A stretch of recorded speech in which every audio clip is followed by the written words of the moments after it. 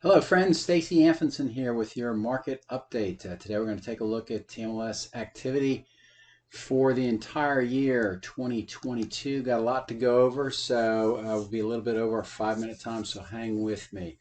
First slide, we're going to look at number of houses listed during the year. We go all the way back to 2004. You see here the red bar is the start of the recession. Recession was in 1207 to 609, a little under 57,000 total listings added. You can see a downward trend there.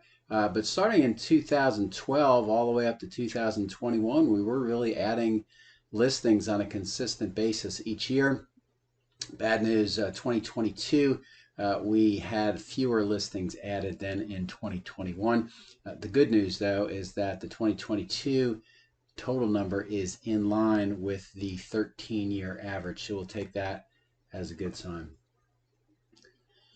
Next one, this is not a graph of your favorite tech stock during the year. This is the graph of average sales price of resale closed listings by month going back to December of 2021. We're at 438.8, 466.6 in December 2022. That's an increase of 6%. That's pretty good, but look at where we were in May. The peak in May was 524.9. May peak represents an 11% premium compared to December of 2022. So if you're using comps in May and June, you may want to take about a 10% haircut to those prices to get them aligned with current market conditions. There is a little bit of seasonality in this, but the dramatic increase, I mean, you almost went up 100,000 from February to May. Market participants were aware of mortgage interest rate increases, but I don't think they knew how much it was going to be, so they were super motivated to get their houses bought or sold within the first 6 months of the year. And the next graph, you'll see why. The next two graphs I'm going to overlay, the gold line being the 30-year national average for a fixed rate mortgage, and this space you see on the right between this point and this point are what us chart people call the jaws of the alligator's mouth opening up, which is never a good thing in chart world. Three metrics on here. Gold line is 30-year national average for fixed rate mortgage. This top bar here is the number of resales that sold above original list price, and the bottom one here is those with reported competing offers. You can see a lot of this graph mimics what you saw on the previous graph, where we have a peak in activity between April and June.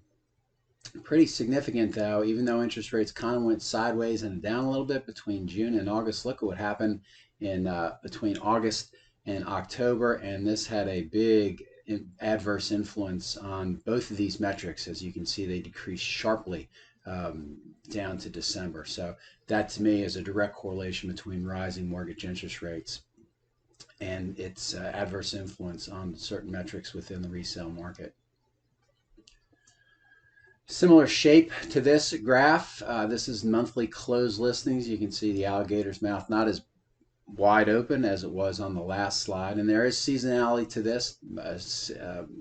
Listings typically peak in terms of closed in June, lows in January and February, and you get a spike in December. We didn't get a spike in December this year. You can see back in December of last year, a little over 3,000 closed listings, way down December of this year compared to that. And in my opinion, that's directly related to these interest rates between 6.9 and 6.5%.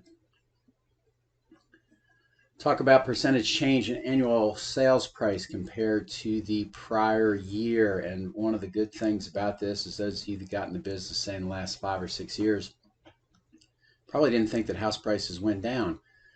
Well, those of us that have been in the business for a long time, me being one of them, got a big wake-up call during the Great Recession between December of 2007 and June of 2009. You can see comparing average sales price in 2009 versus that in 2008.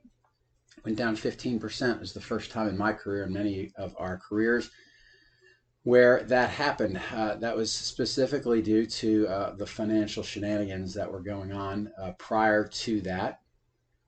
But what happened is when you have adverse financial conditions, the price of housing goes down. It went up a little bit the next year, but then 2011 it went down 3%. But since 2013 and to 2020, house price metrics are really trending between a 4% and a 7% per year gain. And look what happens. 2021 compared to 2020, up 18%, and 2022 compared to 2021, up 15%. So those were historic, and you can see that just graphically how much higher. Essentially, 2021 had 3 to 4 years of gains in 1 year, and 2022 had 2 to 3 gains in 1 year. And remember that the majority of gains in 2022 happened during the first 6 months of this year. So you can see, I would predict that going forward, we're going to be back to this 4, 5, and 6% per year gain, specifically because I don't see anything coming on the horizon from an inventory standpoint that is going to put downward pressure on prices. Here's a graph that illustrates the influence of a severe undersupply of resale listings in the overall market and its closed listing days on market in 10-day brackets. You see the one that's chopped out here.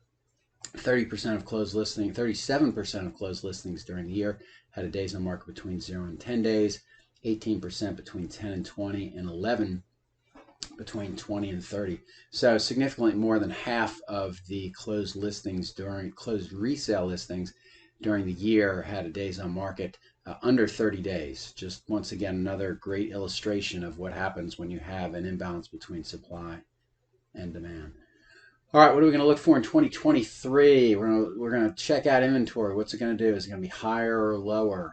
Mortgage rates, higher or lower? We're going to have a recession. A lot of smart people think we're going to have a recession. Pay attention to price dropping national builders. They, in my opinion, were one of the main reasons, the main influencers of the downward price metrics during the fourth quarter. They were under directives to drop their prices, and they did so in some cases in dramatic fashion. So the question is in the first quarter, did they get rid of all that inventory? Do they still have standing inventory, which they will need to drop more? So pay attention to that. Months of housing supply analysis comes back into play. Yahoo! All these last 2 or 3 years, we didn't have any inventory to do this type of analysis. Now we do. It's going to be a very useful tool in analyzing markets.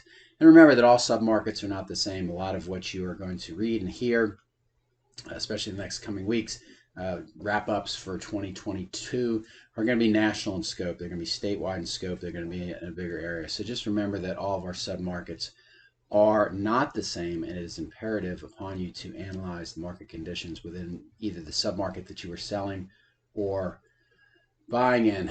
Mortgage rate predictions quickly. 6 of the top entities in the country that predict mortgage rates came out with their predictions for 2023. On the low end, it's the Mortgage Bankers Association at 5.2%.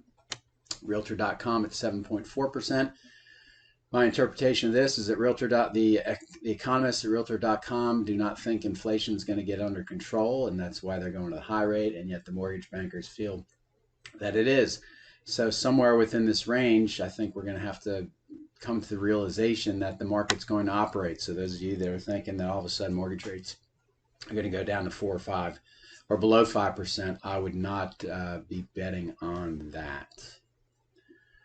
All right, some fun facts for year-end 2022 to wrap up. The top one, 47,684. It's the number of closed annual listings. That is a TMLS record. Average sales price, $454,903. Again, that's the highest annual sales price on record. 98% is the average sales to list price ratio. That is really back to market norms. The last 2 years, we were above 100%, which I'd never seen before. The last two, 66% of closed listings with days on the market between 1 and 30. You notice that from the pie chart. That's phenomenal.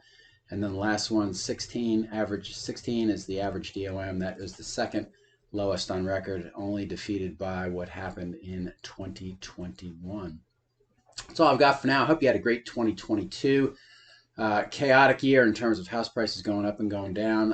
I don't think we're going to have that in 2023, but the best place to stay tuned to find out and see what's going on is right here at tarreport.com or the Tar Report YouTube channel. Thanks for listening. Hope you have a great 2023.